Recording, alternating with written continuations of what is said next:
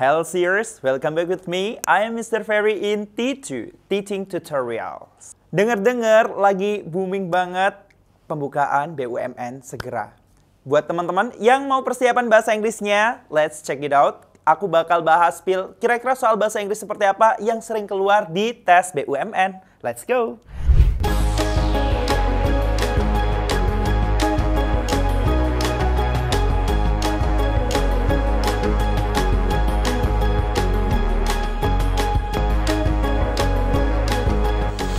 Alright guys, kali ini I have already written on the whiteboard several questions yang biasanya muncul di tes BUMN. Jadi buat teman-teman yang belum bisa, jangan skip ya. Number one, ini model soal yang sering banget keluar LCRs. Ini kalau nggak bisa keterlaluan banget ya.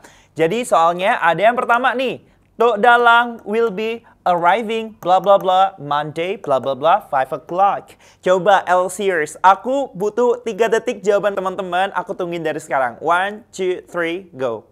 Udah nemu jawabannya? Alright, simpen jawabannya baik-baik. Kita akan bahas lebih detail one by one ya.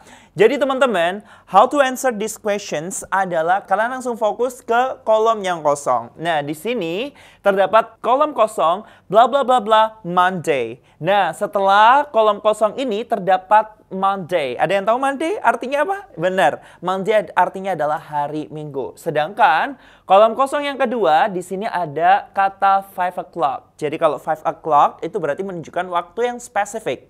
Alias kita bisa bilang ini jam ya.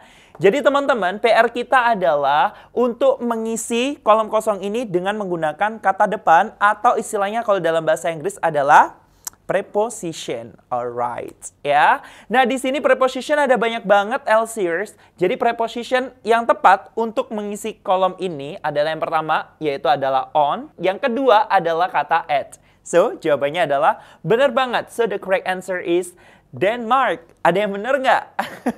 Benar semua. Wih, keren, mantap. Tapi LCRs, aku mau ngasih tambahan. Yang pertama, selanjutnya maksudnya ya. Sir, gimana dengan kata in? Jadi kalau misalnya in, itu adalah jawaban yang salah, guys. Jadi kalau in, itu satu, yaitu dia hanya bisa untuk menunjukkan senama tahun, ya, year. Kalian bisa menggunakan in, ya, for example like in 2000, in 1999. Nah, itu kalian bisa menggunakan kata in. Selain year, yaitu adalah, kedua adalah month, yaitu adalah nama-nama bulan. Nah, itu teman-teman juga boleh menggunakan kata in. Contohnya, I was born in April, I was born in February. Ya, seperti itu. My final examination will be held in October. Nah, seperti itu. You got the point? Nah, jadi ini in penggunanya menunjukkan year dan juga month ya. Lalu berikutnya yaitu ada kata on. Nah, ngomongin on pasti kalian udah tahu ya. On itu selalu menunjukkan nama day ya, hari. Atau yang kedua yaitu adalah date. Jadi selain day juga date. Tahu artinya date? Date itu artinya adalah tanggal, guys. Jadi kalau misalnya nyebutin nama tanggalnya doang, kalian wajib menggunakan kata on, gitu ya. Alright then, so our class will be held on 12th of February, ya, tanggal 12 bulan Februari. Next, selanjutnya adalah kata at. Nah, kalau at di sini adalah for a specific time. Jadi untuk keterangan waktu yang lebih spesifik banget, guys. Biasanya itu nunjukin jam. Ya, contohnya misal, what time is it? Oh, it is at 11 o'clock, gitu. Sekarang kayaknya jam 11 deh, gitu. Alright? Nah, jadi at itu hanya untuk specific, ya bener banget, specific time. Kita lanjut ya, we are moving to the second questions. Ada pertanyaan, your daughter will be operated on tomorrow morning. She, blah blah blah, have a good rest tonight.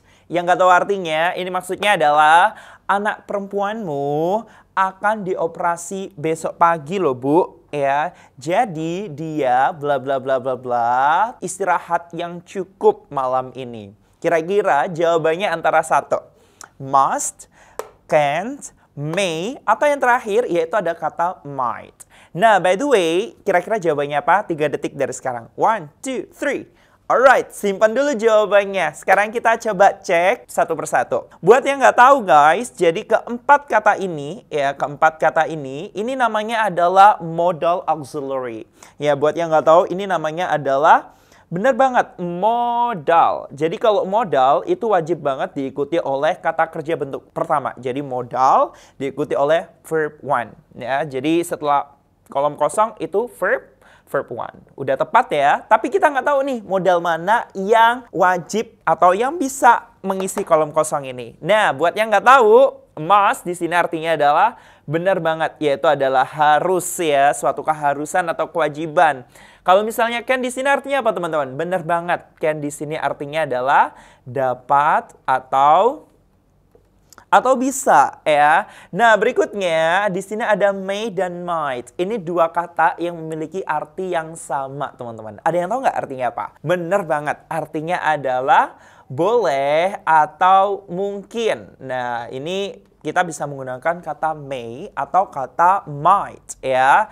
Dan remember guys, setelah kata-kata ini harus diikuti oleh verb one, kata kerja bentuk pertama. Nah, kalau misal dalam konteks ini, kira-kira jawabannya apa?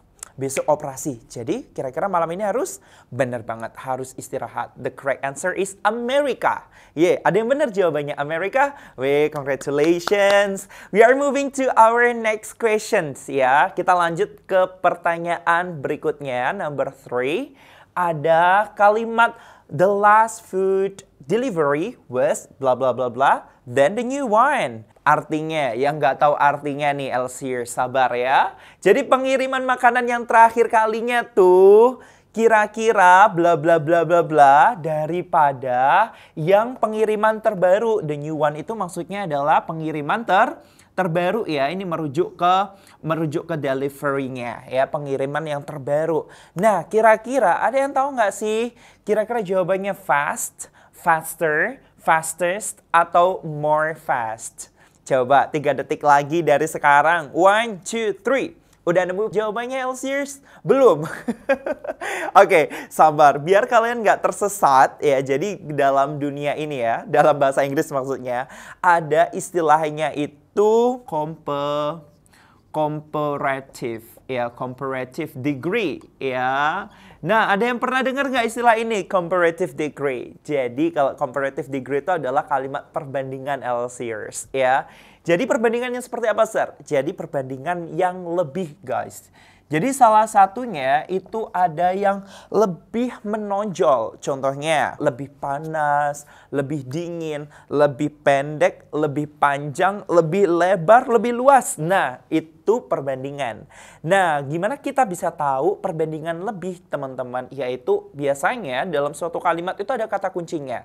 Benar, kata kuncinya di sini ada kata than. Jadi than itu artinya adalah daripada. Than artinya adalah daripada. Itu salah satu ciri-ciri dari comparative degree Elsiers. Nah, sekarang pertanyaannya ya, comparative degree itu kira-kira gimana cara bikinnya? Jadi yang namanya perbandingan itu selalu membutuhkan yang namanya adjective atau kata sifat ya. Jadi kata sifat itu satu, ada yang ketambahan dengan huruf er, ada yang ketambahan dengan huruf more. Ada yang tahu nggak nih kira-kira perbedaan er dan more apa? Bener, kalau er itu untuk kata sifat yang terdiri hanya one syllable atau satu suku kata. Contohnya apa? Calm, iya kan? Ada lagi, kira-kira apa? Bener, rude, slow, soft. Nah, kata-kata dengan satu suku kata ini teman-teman, ini wajib ditambahkan dengan huruf er. Contohnya, calm itu tenang ya. Kalau misalnya lebih tenang, we can say calmer. Oke. Lalu ada lagi rude itu kasar. Kalau misalnya lebih kasar, you can say ruder ya. Lalu ada soft, lembut. Kalau misalnya lebih lembut, yes, benar banget, softer ya atau softer ya. And the next one yaitu adalah penambahan dengan kata more. Kalau misalnya more itu untuk kata sifat yang lebih dari satu suku kata atau more than one syllable. Contohnya ada apa lagi?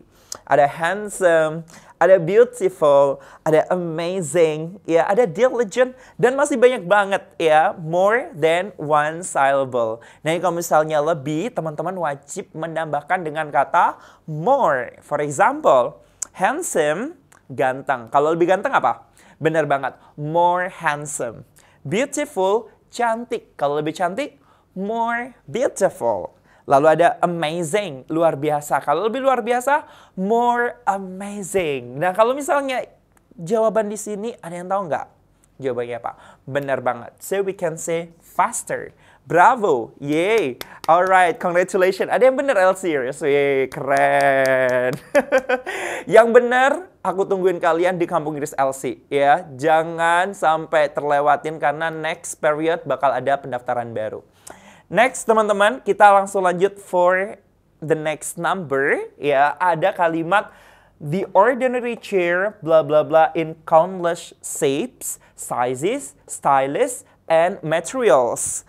Artinya, kursi-kursi biasa ya, bla bla bla bla bla, bentuk-bentuk yang tidak terhitung ya, ukuran, gaya, dan juga bahan-bahannya. Kira-kira ngomongin the ordinary chair, kursi yang biasa. Nah, kursi yang biasa kira-kira terbuat atau membuat? Ada yang tahu nggak?